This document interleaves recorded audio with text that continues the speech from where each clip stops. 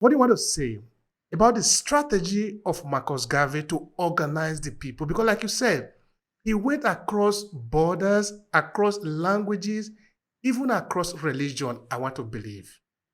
What is his strategy? What can we learn from his organizational strategy? Let me. His organizational strategy was that there was a common bond, and he accentuated that common bond among our people. And that common bond was one, the conditions of deprivation and the desire for people to rise above these conditions, the desire of people to be free, the desire of people all over the diaspora to live as human beings. And he was able to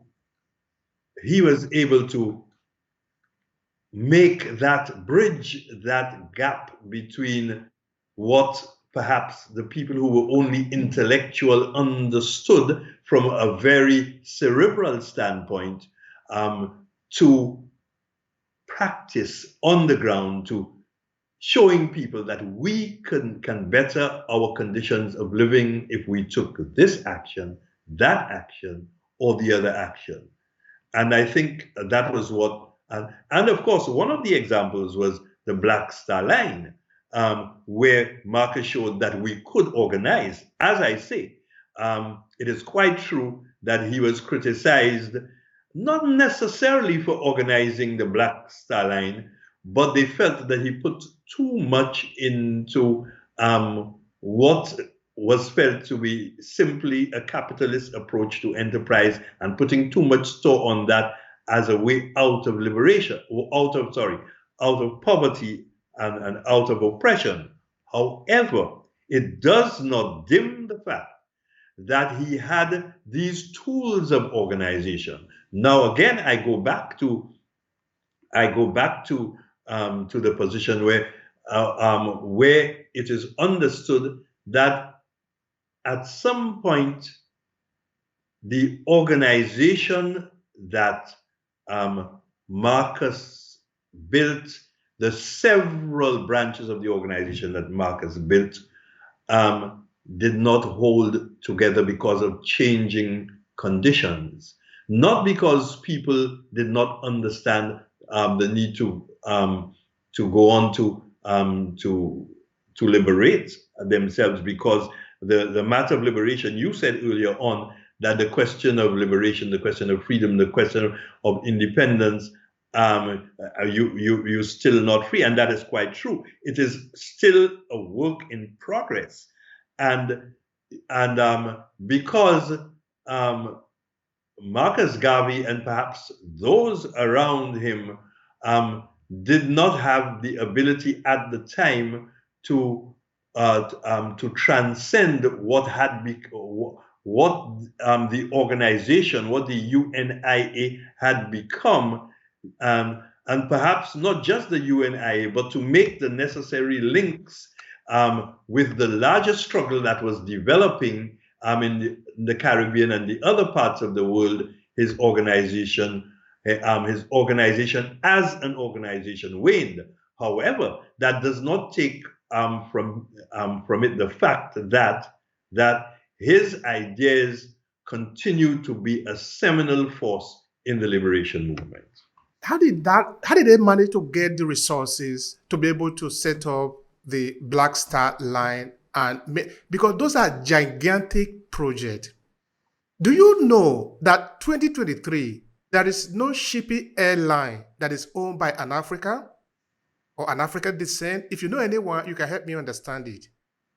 How did they do it that time, and we cannot do it today? Marcus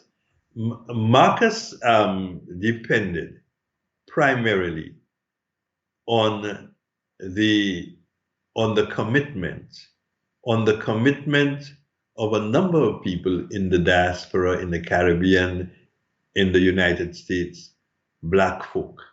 But even then, one must record that he became very, very disappointed in them when he felt that they were not continuing to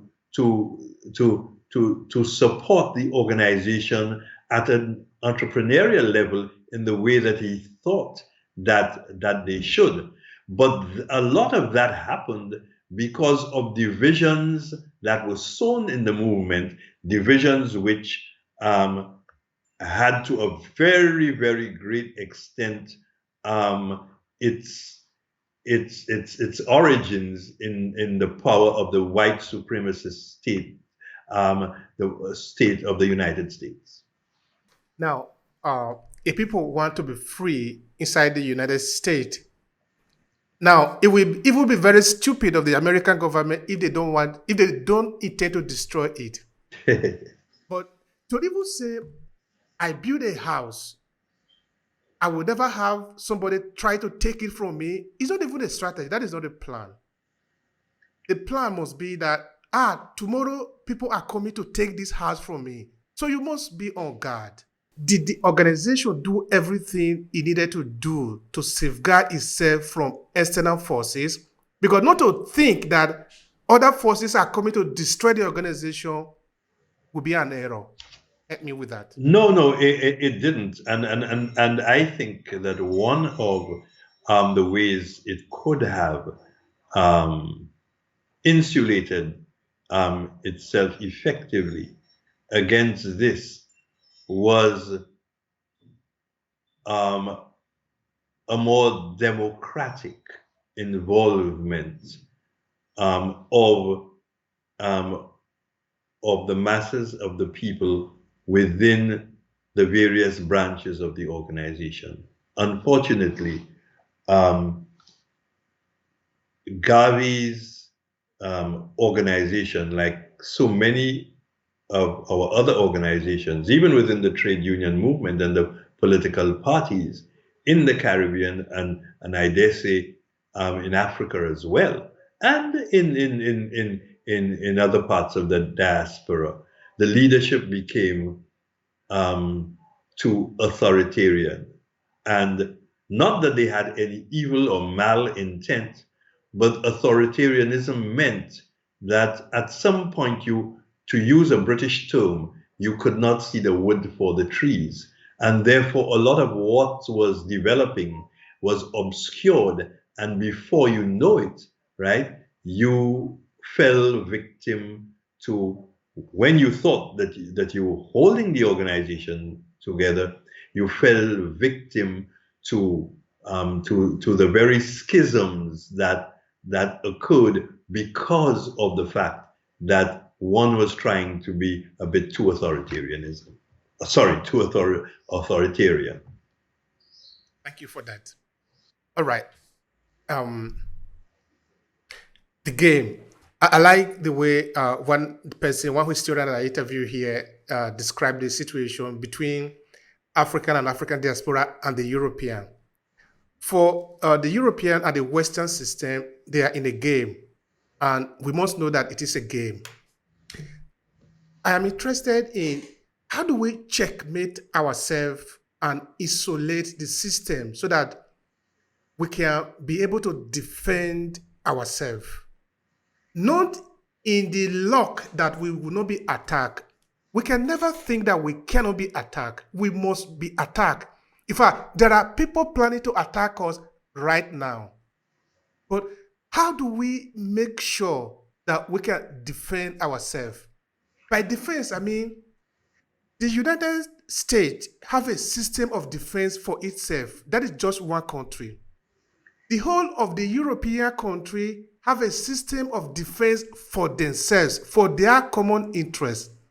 As long as we cannot defend ourselves, we are not able to decide what kind of contract happened between us and other people. How are we even able to do that? So that, I'm not saying that will not be traitors, there will always be traitors, because we are dealing with human beings, and human beings are complex. What if they hold your child, for example, and they say, reveal it? What if they kill your mother, for example? We were just talking. It's no longer just talking. things will always happen, but how can we defend ourselves so that we can stand? That is just a question. I know it's complex. Yeah, it is a complex question. And here it leads me to the idea of the solidarity, the coming together, the interaction, the interchange of what is we call the global South. We used to call it the third world. Now the more extant terminology is the global South. How does the global South ensure that they come together, not just the African continent, but the wider concept of the global South in the world? How do we come together and defend ourselves and advance our interests?